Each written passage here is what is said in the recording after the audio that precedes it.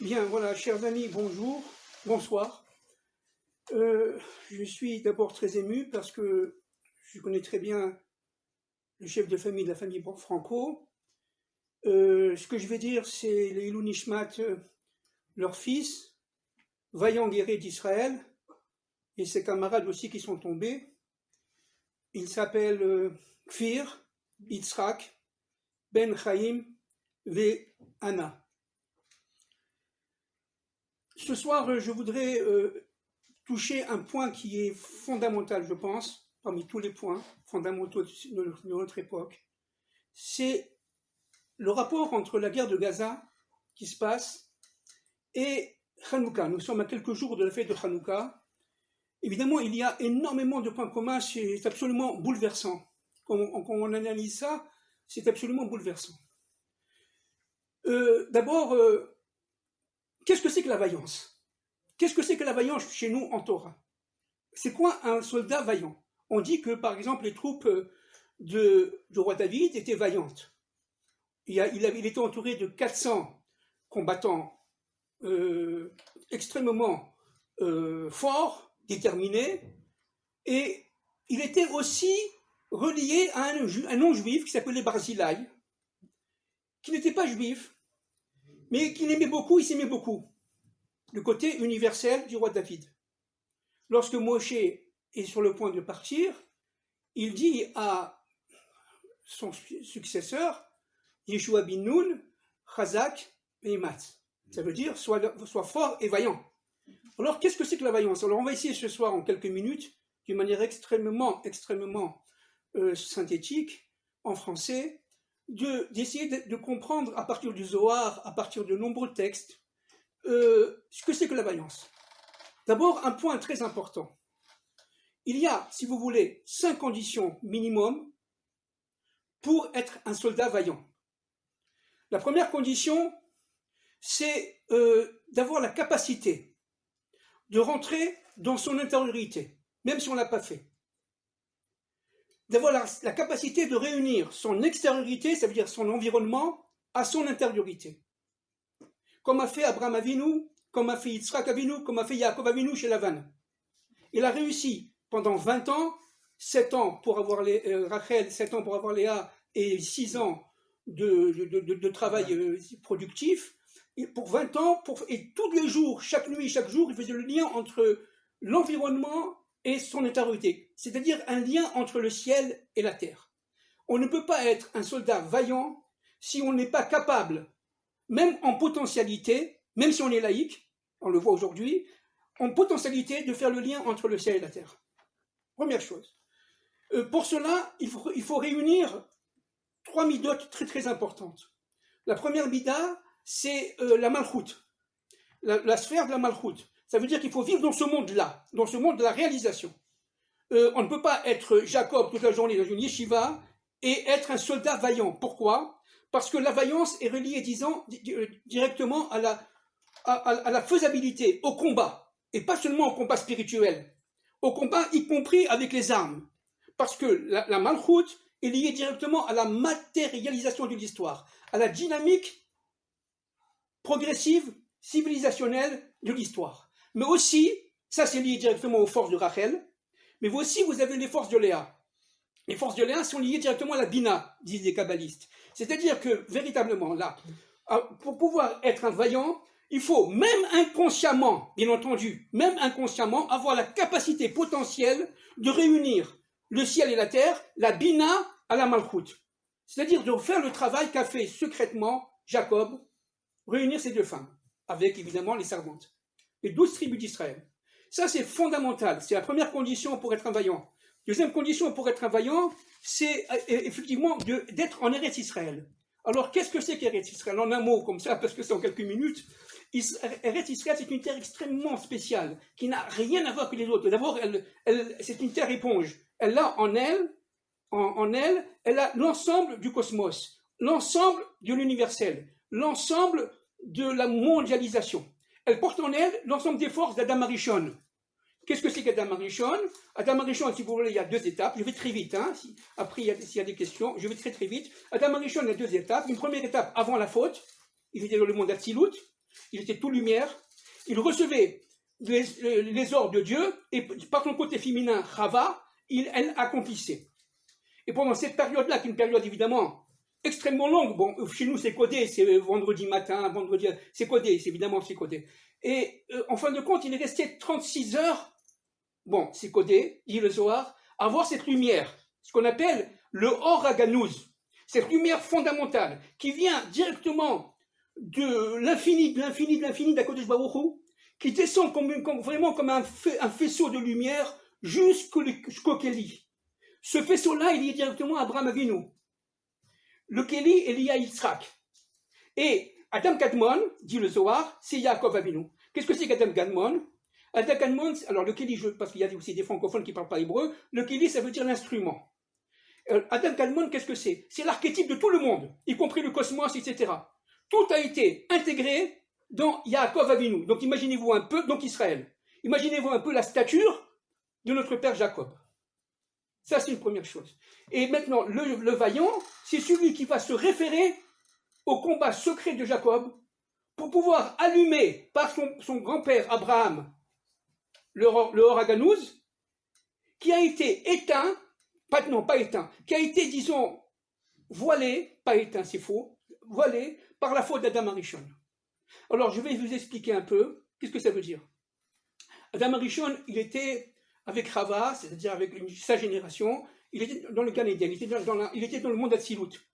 On était dans le monde d'Atsilut, Dieu l'a pris, il l'a mis dans le monde de la Bria. Vous connaissez un peu tout ça, n'est-ce pas? Bon, la Bria, ça veut dire la création. Et dans la création, il est rentré au Gan Eden. Et là, il est devenu, si vous voulez, tout lumière au Gan Eden. Et à partir de ce moment-là, en étant au Gan Eden, il a dit, oh là là, c'est énorme, il faut que j'aille chercher, ça c'est le Zohar, c'est pas moi, c'est le Zohar, Parashat Bereshit, il est parti chercher jusqu'au bout de la Asiya, ça veut dire de notre monde à nous, les âmes qui ne descendaient pas de lui.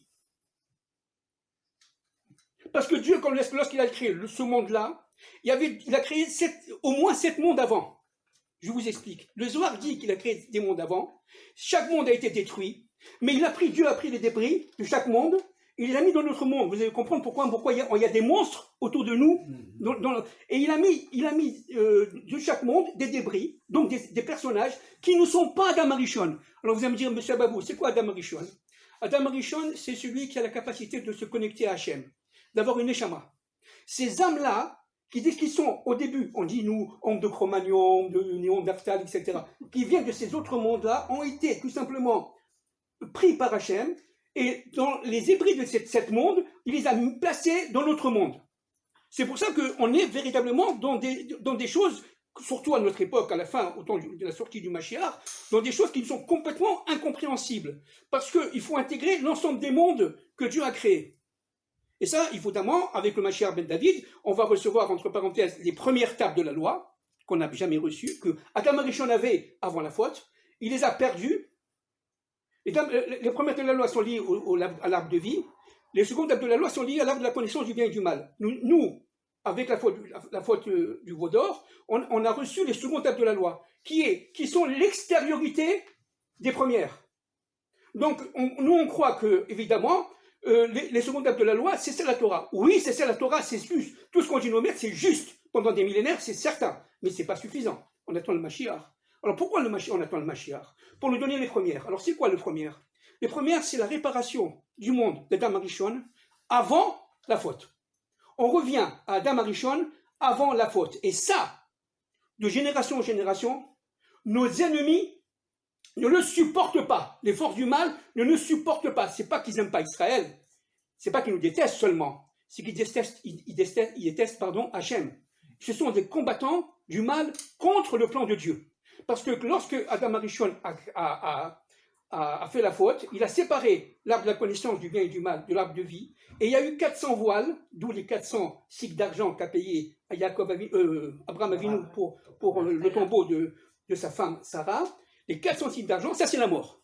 Qu'est-ce que c'est que la mort? Ce sont les voiles qui séparent les deux arbres. Et le Mashiach, en nous faisant rentrer dans les premières tables de la loi, eh bien la mort n'existera plus, progressivement. Ça veut dire quoi? Ça veut dire que notre Neshama va monter. On va passer, pour ceux qui sont, attention, pour ceux qui sont Kadosh, pour ceux qui ont fait, évidemment, les halachot, qui ont fait les mitzvot, qui ont fait la Torah des secondes tables de la loi, tout le temps, de génération en génération. Ceux-là, lorsqu'il y aura le Mashiach, leur neshama va monter, on va passer du monde de l'Asiya au monde de l'Asiya Bayetzira, comme était Jacob Avinu. On va connaître les anges. Et à partir de ce moment-là, on va connaître tous les gens qui sont partis. Parce qu'on va tout simplement vivre, descendre et monter d'une manière tout à fait naturelle. D'une manière tout à fait naturelle. On va rencontrer nos défunts. Et à partir de ce moment-là, il va y avoir donc Triat Emetim progressivement. Cela grâce au troisième temple. Là, maintenant, je continue. C'est quoi un soldat vaillant? Un soldat vaillant, c'est ensuite un soldat qui est capable, par son côté féminin, écoutez-moi bien, ça je vais rentrer un peu dans les détails par rapport à Hanouka, de se battre contre les forces du mal. Et ça, c'est le travail de la femme. Le travail de Sarah, Rachel, Léa. Parce que pourquoi? Parce que la femme, c'est elle qui a fauté en premier. Elle doit faire elle-même son tikkun. La femme du Mashiach doit faire son tikkun. Sinon, ça ne peut pas être le Mashiach. La femme du Mashiach, c'est elle qui fait le tikkun pour le Mashiach, pour son mari. Et c'est très important. Maintenant, regardez, il y a eu deux femmes pour Hanouka qui ont joué un rôle fondamental. Sans elles, ils ne peuvent pas avoir de guerre contre les Séleucides, une guerre terrible, on en parlera tout à l'heure si on a le temps, 7 ans et demi de guerre terrible. Il ne faut pas croire que Hanouka c'était comme ça. Et le grand miracle, c'est vrai, c'est la 8e bougie, la bougie qui a été allumée et qui a duré 8 jours, c'est évident, le Talmud en parle, etc. Mais le vrai miracle, c'est qu'on a duré 7 ans et demi de combat terrible contre les Grecs, absolument terrible. D'accord? Où la famille de Matatyahu a été pratiquement décimée, il ne restait plus qu'un des fils, qui s'appelait Shimon. C'est tout. Et surtout, on parlera tout à l'heure, la guerre civile qu'il y a eu entre juifs. Et qu'on était sur le point d'avoir avant le 7 octobre 2023, entre parenthèses. C'est-à-dire qu'en fin de compte, ce qui s'est passé il y a 2000 ans, on le revit aujourd'hui en accéléré.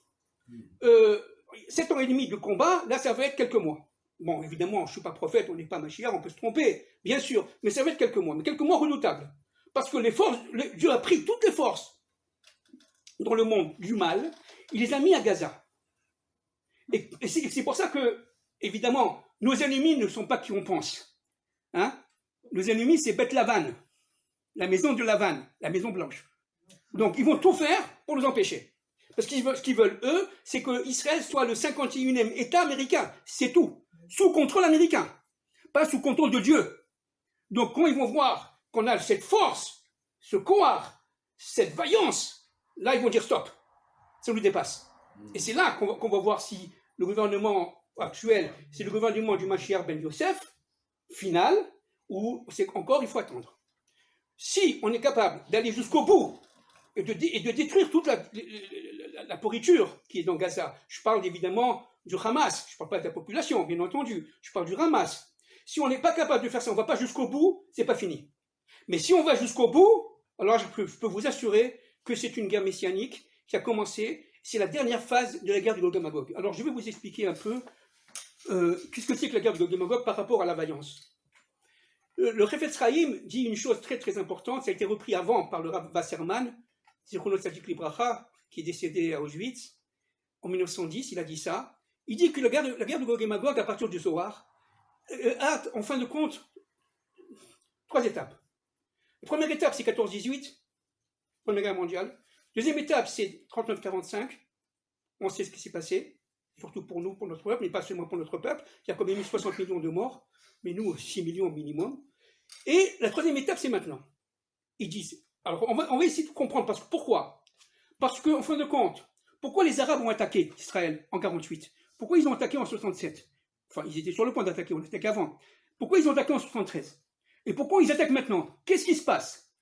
Il se passe, disent nos maîtres, et ça c'est mon maître Manitou qui nous avait expliqué ça il y a très longtemps, une vingtaine d'années à peu près, non, 30 ans d'années, parce que le temps passe très vite, trentaine d'années, il dit la chose suivante, il disait qu'en fin de compte, c'est une crise d'identité. À chaque fois qu'il y a une crise d'identité d'Israël, les ennemis d'Israël se réveillent pour empêcher la mutation d'identité. On passe de juifs de galoute, d'exil, pendant 2000 ans, d'accord, on a subi le christianisme, on a subi toute la folie, les souffrances inimaginables, les pogroms partout dans le monde, y compris dans le monde musulman, je précise bien, y compris dans le monde musulman. C'était terrible aussi. Même ça nous a été caché. Il y a eu des périodes terribles. Et il n'empêche que, après ça, on a commencé, miracle du miracle, après malheureusement la Shoah, la première mutation d'identité, on devient sioniste laïque. Les Arabes ont compris. En rentrant dans l'État d'Israël, ça c'est les phrases d'Amalek. Elles se sont réveillées. En rentrant en État d'Israël, il faut arrêter tout de suite le processus, tout de suite, parce que sinon ça va mener à la Géoula, à la délivrance du monde. Et donc il y a eu cette guerre de 48. Après la guerre de 67, on passe du sionisme laïque au sionisme, disons, religieux. Le gouche hémonyme, pour ceux qui connaissent un peu ça. D'accord? Et ça, il y a une crise d'identité. Tout de suite, les Arabes se réveillent. 73, c'est la même chose. Après la guerre d'usure, c'est la crise identitaire juive qui commence à devenir cosmopolite. On commence à comprendre qu'on est universel. Et là, la dernière guerre, nous sommes en guerre actuellement, enfin, jusqu'au mois dernier, il y a eu ce soulèvement entre guillemets, de certains laïcs, notamment de Tel Aviv, pas tous, hein, évidemment, mais quand même, ça a été quand même assez fort, assez grave, de manière à diviser le peuple. C'est exactement les enfants, messieurs et dames, je dis enfants parce que j'ai toujours été professeur d'enfants, c'est exactement ce que dit il y a 2000 ans dans la chronique de Hanouka. C'est un livre qui est extrêmement bien connu, qui a été publié à la mort d'un de mes Emmanuel Moreno, n'est-ce pas, en 2006. J'ai très bien connu la famille, et j'ai connu Tzadik Libracha. Et ce qui est très important de comprendre, c'est que, en fin de compte, avant la guerre de Hanouka, il y a eu, à peu près comme aujourd'hui, une séparation incroyable à l'intérieur du peuple juif. L'assimilation, elle était presque totale, à tel point qu'il y avait des juifs qui étaient hellénisés, qui ont pris le parti des Grecs contre les juifs religieux. Et les juifs religieux se sont cachés dans des grottes, ils cherchaient les grottes, ils les tuaient. Je ne sais pas si on s'en rend compte. On a tué des juifs religieux à ce moment-là. Ça a duré 7 ans et demi. C'est pas rien, Hanouka. Les gens, on a eu tellement honte de ce qui s'est passé, on a peur. À tel point que, bon, ça a été, si vous voulez, il faut savoir que Hanouka, la période a commencé à 13 ans après la création la constitution du second temple. Au début, c'était les Perses. Après, Alexandre le Grand a conquis la Perse et il a conquis la Palestine, enfin Israël, l'État d'Israël, d'accord, de l'époque. Et là, il est resté presque 200 ans. Le second temple, c'est 420 ans, d'accord. Ce qu'on dit, le problème de Hanouka, c'est à partir de la 200e année. C'est-à-dire qu'il y a eu pendant 200 ans moins 13 ans, ça veut dire, faites votre compte, 187 ans d'assimilation. Je ne sais pas si on s'en rend compte. C'est pas Stam, hein. C'est presque entre la Révolution française et aujourd'hui, bon, presque, quelques cinquantaines d'années près. Je ne sais pas si on s'en rend compte. Pendant 180 ans, on s'était assimilé complètement, à tel point, excusez-moi mesdames, j'ai honte, mais à l'époque, on courait tout nu. Pendant les Jeux Olympiques grecs, les Juifs, ils voulaient avoir le prépuce, excusez-moi, et ils faisaient des opérations. Docteur, il comprend, oui, pour le remettre, pour ne pas, c'est incroyable, pour le mettre de manière qu'il soit comme les Grecs. On est arrivé à un niveau fou, et surtout l'empereur, qui s'appelait à l'époque, l'empereur, ça va me revenir, grec, non, bon, ça va me revenir. Il a créé une citadelle à Jérusalem pour protéger les Juifs grecs. Et cette citadelle à l'intérieur de Jérusalem était complètement fermée, d'ailleurs on en parle ici dans ce livre, et complètement protégée. Et les Juifs, ils n'avaient aucun problème de se battre contre la Torah, se battre contre les Juifs qui étaient traditionnalistes, et de manière à pouvoir helléniser. Ils ont même mis la statue de Zeus dans le temple. Ils ont même mis Jérusalem était plein de statues. Je ne sais pas si on s'en rend compte. C'est fou. Et ça durait quand même près de 180 quelques années. C'est-à-dire que ce qui s'est passé, il faut bien comprendre, c'est une évolution graduelle, progressive, presque en cachette, de manière à ce que le peuple puisse s'assimiler tranquillement. Et n'oublions pas que la philosophie grecque, Socrate, bon, nous on était en France, on sait de quoi on parle, Socrate, et Platon, etc. C'était des gens qui étaient très très doués. Socrate a connu Rabbi Akiva, par exemple. C'est pas n'importe qui. Donc, qu'est-ce que voulaient les Grecs? Ils voulaient tout simplement nous empêcher d'être nous-mêmes, qu'on ne rentre pas dans notre intériorité, qu'on soit dans l'extériorité de leur monde à eux, dans le monde d'Elohim, c'est-à-dire dans le monde des lois de la nature. Ils voulaient en aucun cas Hachem ou à Elohim. En aucun cas. Ils voulaient en aucun cas qu'on dise qu'il y a deux plans, le plan humain et le plan caché divin. Et ce plan divin, ils n'en voulaient pas. Ils voulaient bien. Excusez-moi, on a été arrêté par un problème technique, comme on dit. Alors on va essayer de continuer. Là, je suis un peu déconcentré. Ah, Yehudit. Alors, donc Yehudit, évidemment, il s'est endormi. Bon, tout le monde sait ça. Elle a tué, elle a transporté une lance sur sa tête, elle a coupé la tête et elle a montré aux Judéens de l'époque, qui étaient complètement atterrés, qu'une femme fasse ça, une combattante de folie. Ça, c'est lié à la malchoute. Ce sont les combattantes qui ont combattu il y a quelques semaines contre ces chiens-là, contre ces monstres, entre parenthèses. 40% des militaires actuels qui s'enrôlent dans le Sahel sont des femmes. Actuellement. C'est-à-dire que le côté féminin est fondamental pour la Géoula. Le Mashiach est féminin. Ça ne veut pas dire que c'est une femme, ça veut dire que c'est la malchoute. Mashiach est masculin, mais la malchoute est féminine. La Bina, c'est lié directement à Chana. Chana, c'est qui c'est? Alors, je vous explique. Chana, bon, tout le monde sait ça aussi, mais je pense que les gens qui m'écoutent ne savent pas. Chana, c'était la fille de Mattatyahu. Elle devait avoir son mariage. Et à cette époque-là, un décret de l'empereur grec disait que toute femme qui devait se marier, le soir de ses noces, devait d'abord connaître le gouverneur grec, Goy. Un truc de fou. Un truc de fou. Au droit de cuissage, sans compter les viols. Les viols qu'on a vécu aujourd'hui, qu'on a vécu il y a quelques semaines, entre parenthèses. Clin d'œil de l'histoire. Pédagogie de l'histoire. Et pendant tous les rabbins de l'époque, tout, y compris le Kohen Gadol, voilà que Hana, le soir de son mariage, elle se déshabille. Et elle dit, et tout le monde, quoi? Elle dit, attends, je suis appelée à être violée ce soir, et là, ça vous dérange pas? Et maintenant que je me suis déshabillée, ça vous dérange? Honte à vous! Et là, ça a réveillé un choc terrible. Vous voyez, comme le choc du 7 octobre, un choc terrible dans le peuple, et là, ils se sont réveillés. Alors, pourquoi c'est très important? Parce que les deux femmes sont reliées, on a dit tout à l'heure, aux forces de la Bina, Léa, et les forces de Rachel, qui sont la Malchoute. Et le Mashiach ne peut sortir que grâce à ce travail secret des femmes. Maintenant, une deuxième chose très importante par rapport à la vaillance, c'est que, en fait, ce qui est très important de comprendre, c'est que la terre d'Israël porte en elle l'ensemble des 600 000 points cosmiques, je vais vous expliquer ça, qui étaient inclus dans Adam Arishon et Chava. Adam Arishon avait 600 000 points, d'où les 600 000 qui sont sortis d'Égypte, entre parenthèses. 600 000 points cosmiques. Ces 600 000 points cosmiques, on le retrouve à Jérusalem, à l'intérieur, dans le Aleph, dans l'unité, dans le Har HaMoria, dans le Even Hashitia, comment on dit Even Hashitia en français? La pierre,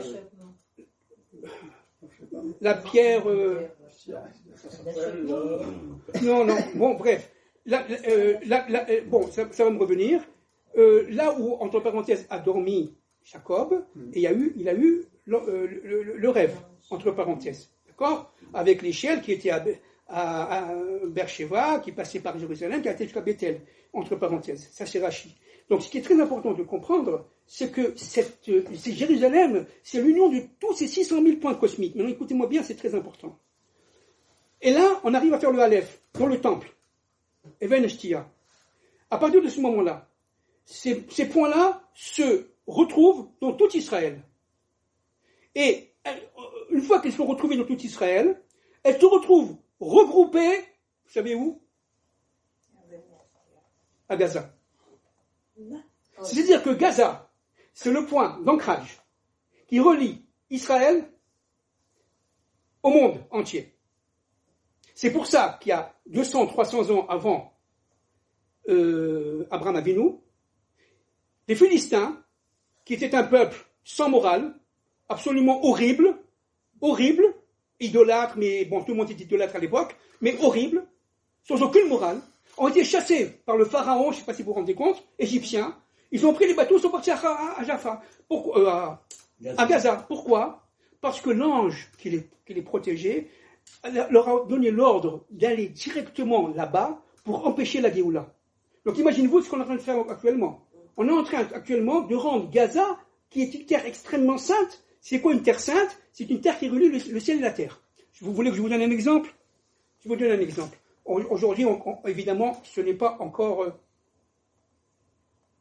Oui, rocher de fondation, merci. Aujourd'hui, ce n'est pas encore à propos. On est sur le Mashiach ben David pour ça. Qu'est-ce que c'est que Jérusalem? Je vais vous expliquer, vous allez tomber les nues. C'est pas moi qui le dis, hein, ce sont les grands maîtres, le Zohar, les grands maîtres de la Kabbale, le Ramchal, etc., que j'ai eu la chance d'étudier pendant des années et des années avec le Rav Shriki, etc. Alors, il faut comprendre une chose très importante. C'est que un point cosmique, c'est un point qui relie le ciel et la terre. Si je suis un homme, parce qu'on est tous hommes et femmes, hein, selon la Kabbale, on est tous garçons et filles, tous. Si mon côté masculin se retrouve avec un point cosmique qui est féminin, on crée un enfant. Ça veut dire on devient prophète. Imaginez-vous que ça veut dire. Ça veut dire que le Mashiach va nous mettre dans nos endroits très précis, qui fait que chacun d'entre nous, hommes, femmes, vieillards, enfants, bébés, vont devenir des prophètes et des prophétesses. Parce que chacun retrouvera sa place. Mais l'humanité, l'ensemble des nations, évidemment, est très très loin de ça. Mais ils sentent qu'il y a quelque chose qui se passe en ce moment. C'est pour ça que ça les rend fous. Ils sentent la Géoula. Les anges, dans les autres mondes, qui sont les protecteurs de ces nations, sont en train de perdre leur contrôle, leur pouvoir. Ils sentent qu'ils vont être déchus. Donc c'est la panique générale dans les autres mondes, ne croyez pas. Bon, alors, qu'est-ce que ça veut dire? Ça veut dire qu'en fin de compte, celui qui est à Netanya va recevoir de celui qui est à Jérusalem, le Mashiach va parler de Jérusalem. D'accord? Il va dire un mot. Celui qui est à Netanya, il va le répercuter à Gaza, et vous savez où ça va passer? De Gaza, où ça va passer? Devinez. En France. C'est Tzarfat. Et la France, vous savez qu'on vient de France. C'est pour que le Mashiach, il vient de France. La France, c'est le Rabbi. La France, c'est le pays. Pas cette France-là. Cette France-là, elle est pourrie. Elle va disparaître, elle va renaître. Cette France-là, elle est au bord de la guerre civile. C'est pas ça. La France va prendre la parole d'Israël par rapport à Gaza et va le mettre dans le monde entier. C'est comme ça que ça va se passer, selon le Zohar. Secrètement. Ça, ce sont des grands secrets que je donne, mais je pense qu'on est quand même maintenant arrivé au niveau de la Géoula Bezrat Hashem. Le Mashiach, comme je ne suis pas Mashiach, je ne suis pas capable de dire qui est vous, où est-ce que vous êtes vous. Le Mashiach va remettre tout ça dans l'ordre. Et ça, c'est le travail du Mashiach ben David. Actuellement, nous sommes dans le cadre du Mashiach ben Yosef. Maintenant, à la fin du Mashiach ben Yosef. Maintenant, le soldat qui combat, même s'il est Chiloni, il appartient à la nation d'Israël. Et parce qu'il appartient à la nation d'Israël, il va recevoir la Neshama collective d'Israël. C'est-à-dire qu'une force incroyable, il va le faire projeter de la Malchut à la Bina. Wow, c'est pour ça que vous voyez cette joie et cette force des jeunes, etc. Parce que ceux-là, ce sont des Hébreux. Ils n'ont plus rien à voir avec les Juifs. Hein? On n'a plus rien à voir avec les Juifs. On est un autre peuple. On a crise d'identité, mutation d'identité. On n'est même plus Israël. Alors vous allez me dire, qu'est-ce qu'on va devenir? On va devenir Bezrat Hashem. Vous êtes prêts? Oui. Parashat Dvarim. Qu'est-ce qu'on va devenir? Je vous laisse répéter, dites-moi. En français quand même. En français. Dites-moi, qu'est-ce qu'on va devenir? Comment le pays va s'appeler? Yeshurun. Yeshurun. Et à partir de ce moment-là, dans Yeshurun, c'est maintenant. Yeshurun, si vous voulez, qu'est-ce que c'est que Yeshurun? C'est l'universalité. C'est pour ça que maintenant vous avez des gens de Tel Aviv qui se disent universels. On veut étudier la Torah, etc., etc. C'est l'extériorité du Yeshurun. Ce sont les clipotes. Alors, en refusant la prière de Shabbat, de Yom Kippour à Tel Aviv, évidemment, les forces Erev Rav, entre guillemets, le grand mélange, ont été alertées pour empêcher la Géoula Shelema. On ne veut pas de Torah, c'est exactement ce qui s'est passé. D'accord? Regardez, je vais vous lire quelque chose d'incroyable. Je parle de ça il y a 2000 ans. 2000 ans. plus de 2000 ans. Regardez. Regardez ce que dit Jonathan, Yehuda, à ses troupes. Ils étaient quelques centaines face à l'armée grecque. C'était des centaines de milliers de personnes. D'abord, c'était 10 000, après 40 000, après 60 000, mais à la fin, ils étaient plusieurs centaines de milliers. Et ils étaient 200, 300, avec des épées. Eux, ils avaient des éléphants qui cassaient tout. Ils étaient entraînés pour ça. On dirait aujourd'hui des chars d'assaut. Alors regardez ce qu'il dit. Nous nous battons pour notre peuple et notre Torah. Mais eux ne sont mus que par l'orgueil et la malveillance, il y a 2000 ans, dont le but de nous exterminer, ainsi que nos femmes et nos enfants, est de s'emparer de tous nos biens. C'est ce qu'on vit maintenant, d'accord? C'était le plan du Hamas. D'accord? C'est-à-dire qu'en fin de compte, ce qu'ils ont vécu il y a 2000 et quelques années, n'est-ce pas? C'est-à-dire la 200e année à peu près de la constitution du Second Temple, et on le revit aujourd'hui, mais en accéléré. Eux, ils ont mis 7 ans et demi pour s'en défaire. Nous, j'espère que ça va durer quelques mois. Maintenant, avant de passer aux questions, il faut quand même comprendre un point très très important. C'est que la nation d'Israël a aussi des mutations d'identité. On a dit tout à l'heure, Première Guerre mondiale, Deuxième Guerre mondiale, etc. C'est pas pour rien que la Première Guerre mondiale, c'était le traité de la déclaration Balfour, etc. C'est pas pour rien. Tout ça, c'est évidemment, c'est le plan de Dieu, caché, ce qu'on appelle la méta-histoire. Maintenant, ce qui est très important de comprendre, c'est que l'aneshama de nos enfants, la vaillance dans le combat, elle vient du fait que la nation est passée, mais on ne le sait pas, ce qu'on appelle on est arrivé au niveau du clan. On était au niveau du Tzibour, on arrive au niveau du clan maintenant, pour arriver à la Knesset Israël. La Knesset Israël, c'est autant du Mashiach ben David, mais ça va aller très vite. Lié directement au Shabbat, lié directement au 7e niveau, c'est-à-dire à la Malchut. Et à partir de ce moment-là, actuellement, le clan d'Israël reçoit en chacun d'entre nous la présence divine. C'est pour ça que vous demandez maintenant à un Rénoni qui ne connaissait rien, je sens Dieu. Posez-lui la question, vous allez voir. Un militaire, je sens Dieu. Dieu est là. Il y a des Nissim et des Niflaot. Ils veulent tous avoir des titis de Katan, etc. Y compris les Druzes. Y compris les non-juifs, parce qu'il y a des non-juifs dans l'armée d'Israël, vous le savez mieux que moi. Y compris des non-juifs qui veulent maintenant un titis de Katan obligatoire. Ça te protège, ça va me protéger. Ça va me protéger. Et donc vous comprenez que là, on arrive à un niveau qu'on n'a jamais vu depuis Hanouka. Depuis Hanouka, on n'a jamais vu ça. Donc, imaginez-vous, on arrive, alors maintenant, est-ce qu'on est un peuple uni?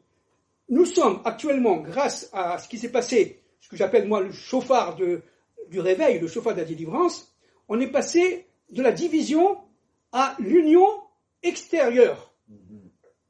Extériorité. Externe. On n'est pas encore dans l'union intérieure. Ça, l'union intérieure, c'est le Mashiach. Voilà pourquoi ce monsieur était docteur, et pourquoi moi j'étais économiste, et pourquoi ce monsieur dit comme ça, et voilà pourquoi vous êtes marié avec cette dame, et vous avec ce monsieur. Tout est complètement fou. Ça, c'est le Mashiach ben David. On n'est pas capable, aujourd'hui, de savoir pourquoi ce monsieur était médecin. J'aimais ça, n'importe quoi. Ça, c'est la galoute. En fin de compte, on va comprendre qu'il y a 500 ans, il avait été, soi-disant, soigné, je dis n'importe quoi, un exemple, par un médecin, qu'il a été sauvé, et pour se faire le petit compte de ce médecin, il va être médecin. Mais ça, c'est le Mashiach ben David. On n'est pas capable du tout aujourd'hui. Vous savez ce qu'il dit le Harizal pour finir? Il dit un point fondamental. Il dit qu'en fin de compte, si on peut comprendre ce qui nous arrive aujourd'hui, il faut remonter au moins 500 ans en arrière. Au minimum. Il n'y a que Dieu qui peut le savoir. Voilà. Est-ce que vous avez des questions à poser? Ça vous a intéressé? Ah oui. Je vais très vite, j'ai été très vite parce que j'ai quelques minutes. Alors, est-ce que vous avez des questions à poser? On est en plein Zohar.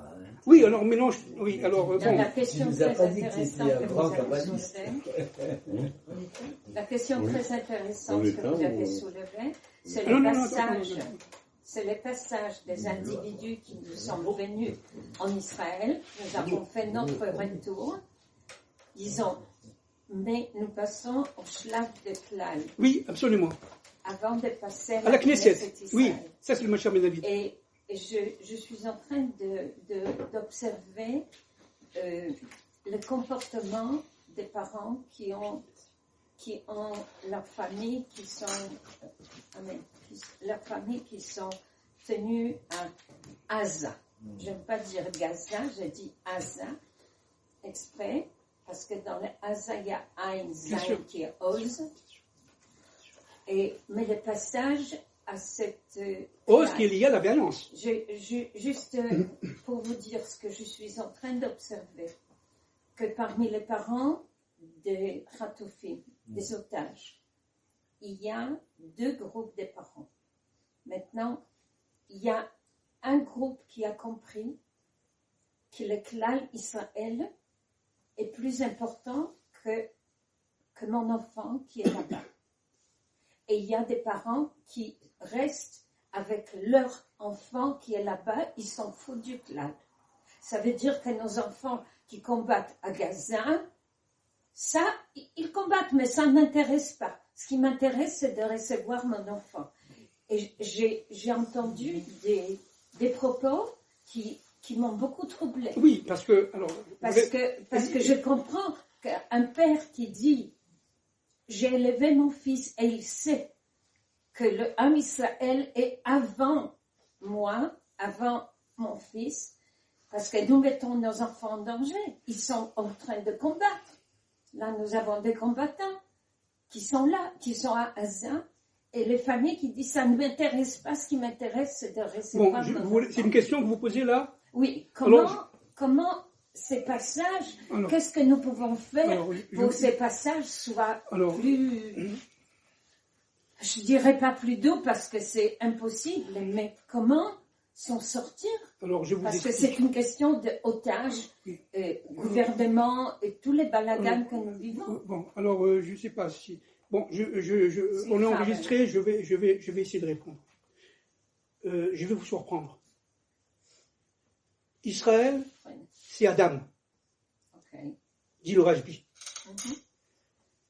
Les nations, c'est Chava. D'accord? Ça, c'est le Zohar. Dans Adam, vous avez Israël. C'est quoi Israël? Israël, c'est le microcosme du monde. C'est le monde entier, toutes les nations, en petit. Vous voyez, c'est comme la femme qui fait la challah, Shabbat, et elle prend un morceau de challah, dit ça pour les Kohanim. Ce morceau de challah pour les Kohanim, c'est Israël, qu'a fait Dieu. Vous voyez, vous comprenez l'idée? Mais il y a dedans tout. Il y a le sel, la farine, tout ce que vous voulez, il y a. On est tout. On est l'universel, en tout petit. D'accord? Comme on est l'universel en tout petit, il y a tous les mondes qui sont intégrés dans notre monde, dans le peuple. Tous les mondes. Si vous venez d'un monde de la division, dans les autres mondes avant de naître, et vous n'avez pas fait cette chouva, vous revenez dans le monde de l'unité, de l'individualisme. Donc, à partir de ce moment-là, vous n'avez pas fait le travail de Jacob, qui devient Israël. Vous êtes encore Jacob en exil, qui voulait épouser Rachel, etc. C'est-à-dire que chacun n'est pas au même niveau de compréhension du plan divin. Et chacun va reproduire le monde dans lequel il vient. D'accord? Dans les autres mondes, je vais vous donner un exemple. Un Français, Goy, qui décède, qui va de l'autre côté, pas un juif, un Goy.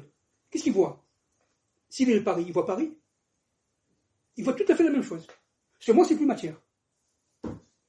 D'accord? Il va voir ses prêtres, il va voir tout ce que tu veux. Tout ce que vous voulez, pardon. Pourquoi?